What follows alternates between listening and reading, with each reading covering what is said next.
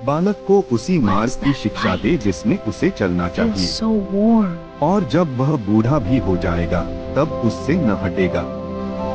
यह कहानी परमेश्वर के कार्यों की है, अद्भुत और रहस्यमय, और यह सब यीशु मसीह की उस आज्ञा के प्रति आज्ञाकारिता में है जो उन्होंने मुझसे कही, जाओ और गवाही दो कि मैंने तुम्हारे लिए क्या What किया is है। that light? आमतौर पर लोग दुर्भाग्य so को भाग्य warm. का खेल मानते हैं और सोचते हैं कि हम अपने जीवन की घटनाओं को बदल नहीं सकते।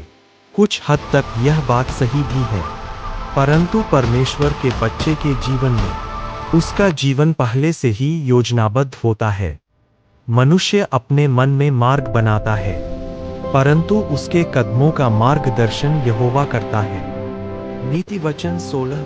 अब यह योजना पूरी होगी या नहीं, यह कई बातों पर निर्भर करता है।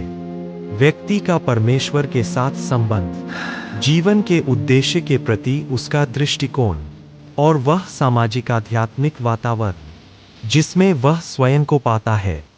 जीवन की दिशा पर बाहरी परिस्थितियां बार बार प्रहार करती है, पर असली संकट तब आता है जब मनुष्य अपनी इच्छा, विल को किसी एक दिशा में समर्पित कर देता है। भलाई के लिए या बुराई के लिए, आप प्रेम कर सकते हैं या घृणा, आप समझना चाह सकते हैं या गलत समझना चुन सकते हैं। नवजात मसीही के लिए आज्ञा मानने की इच्छा सबसे बड़ी शक्ति होती है, जबकि पापी के लिए अवज्ञा की इच्छा सबसे विनाशकारी शक्ति बन जाती है। एक बच्चा जब संसार में अकेला छोड़ दिया जाता है, तो वह दो शक्तियों में से किसी एक के अधीन होता है, अच्छाई या बुराई, सही या गलत, परमेश्वर या शैतान। हर मनुष्य इन दो जीवन शक्तियों से चुनौती पाता है, और प्रत्येक को स्वयं चुनना होता है कि वह कौन सा जीवन जिएगा।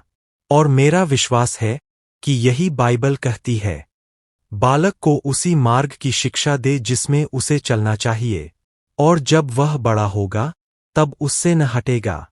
आप मानेंगे कि किसी भी बच्चे के हृदय के सबसे निकट और सबसे प्रिय व्यक्ति उसकी माँ होती है। अनाथ बच्चा अत्यंत दुर्भाग्यशाली होता है, और माता पिता वाले बच्चों की तुलना में शैतान के हमलों के प्रति अधिक संवेदनशील होता है। माँ शरीर और आत्मा दोनों की रक्षक होती है, पर जब दोनों माता पिता खो दिए जाए, वह भी रहस्यमय परिस्थितियों में, तो वह एक दोहरे दुख की त्रासदी बन जाती है। मेरी कहानी 22 साल पहले एक छोटे से गांव अमरी आयरिगबू ओजू Item Bende local government authority Imo State में शुरू हुई। मेरे माता पिता अमीरों में नहीं गिने जाते थे, लेकिन मेरे पिता को अपने दादा से 42 हेक्टेयर जमीन विरासत में मिली थी। वह एक ऐसा आशीर्वाद था जो आज हमारे परिवार के इतिहास में दर्ज सबसे बड़ी बदकिस्मती का कारण बन गया है। मेरे पिता से उनके दूर पास के रिश्तेदार बेहद ईर्ष्या करते थे। इसके कारण मुझे आज भी स्पष्ट नहीं है, शायद उनकी विशाल जमीन की विरासत ही वजह रही हो। हम एक खुशहाल परिवार थे। मेरे माता पिता के 4 बच्चे थे, लव, मार्गरेट, एमेनुएल और चुनियरे। इस गवाही की कहानी यहीं खत्म नहीं होती।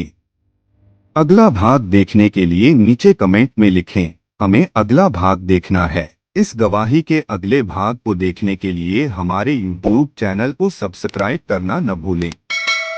बहुत जल्द हम आपके लिए इस गवाही का अगला भाग लेकर आ रहे हैं। तब तक जुड़े रहिए हमारे चैनल के साथ।